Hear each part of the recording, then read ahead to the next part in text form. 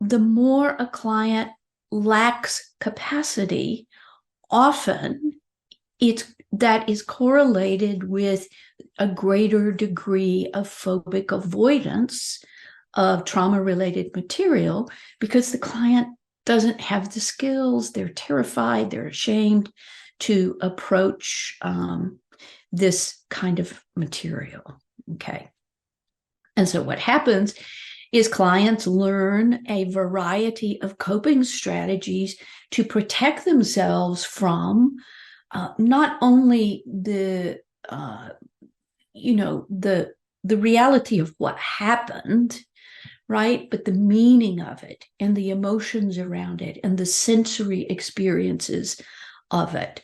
and all of those things, the whole gamut of issues that come up in relationships, such as being able to trust another person, will do what they say they will do, that I can trust another person to be close.